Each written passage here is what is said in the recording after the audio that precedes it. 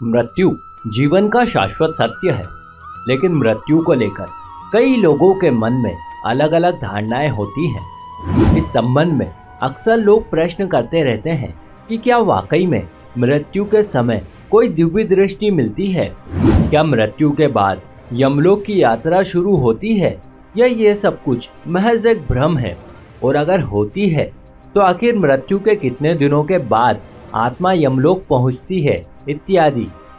लेकिन प्राचीन काल में ये सारे प्रश्न श्री हरि विष्णु से उनके वाहन गरुड़ जी ने पूछे थे। तत्पश्चात भगवान ने उन्हें गरुड़ पुराण के रूप में इन सब प्रश्नों के उत्तर विस्तार पूर्वक ढंग से प्रस्तुत किए थे। इसमें उन्होंने बताया था कि किस प्रकार से भिन्न भिन्न जीव आत्मा को भिन्न भिन्न मार्ग से होकर गुजरना पड़ता है। फिर उन्हें धर्मराज के समक्ष जाकर स्वयं के द्वारा किए गए पाप अथवा पुण्यों के आधार पर अपने आगे के सफर को पूरा करना होता है। तो चलिए मित्रों, एक बार विस्तार से प्रकाश डालते हैं इस अद्भुत ग्रंथ पर। नमस्कार और एक बार फिर स्वागत है आप सभी का आपके अपने वीडियो कलश यूट्यूब चैनल पर।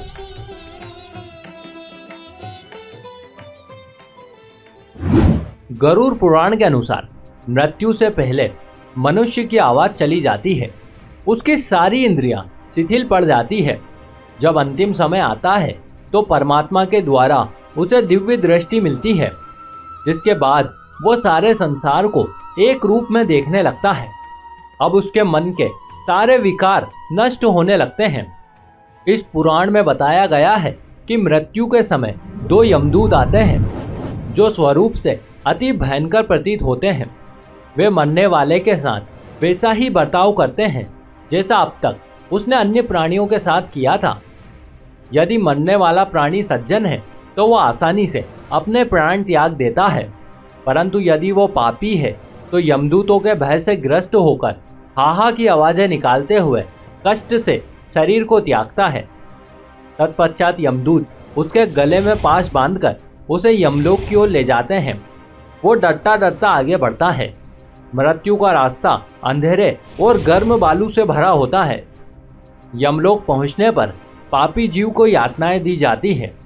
फिर उसे धर्मराज के कहने पर 13 दिनों तक के लिए अपने उत्तर कार्यों की पूर्ति हेतु आकाश मार्ग से घर पर छोड़ दिया जाता है। घर आकर वो जीव आत्मा अपने शरीर में फिर से घुसने का प्रयास करती है, लेकिन यमदूत के पास से मुक्त नहीं हो पाती है।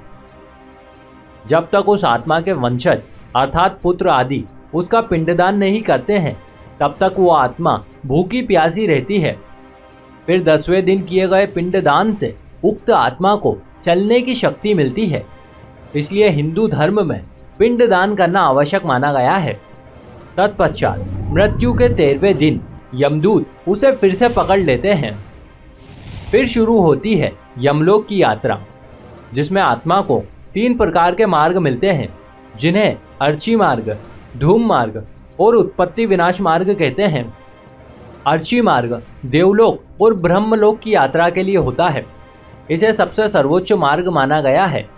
वहीं धूम मार्ग पितृलोक की यात्रा के लिए होता है और सबसे अंतिम मार्ग उत्पत्ति विनाश मार्ग है, जो कि नर्क की यात्रा के लिए होता है और इसे सबसे खराब माना गया है। इसमें मृत आत्मा को वैतरणी नदी को पार करना पड़ता है, जिसे पार करने में उसे पूरे 47 दिनों का समय लगता है और 47 दिनों का ये सफर बहुत ही कष्टदायक होता है। इस तरह भूख प्यास से बेचैन आत्मा यमलोक पहुंचती है। यमलोक में भगवान चित्रगुप्त उस प्राणी के सभी कर्मों का लेखा जोखा धर्मराज के समक्ष प्रस्तुत करते हैं। फिर उसी के आधार पर धर्मराज ये निश्चय करते हैं कि पापी आत्मा को किस नरक में भेजा जाएगा। गरुड़ पुराण में लगभग 36 प्रकार के नरकों का उल्लेख किया गया है, जो मनुष्य की कल्पना से भी ज्यादा भयावह और कष्टदायक है।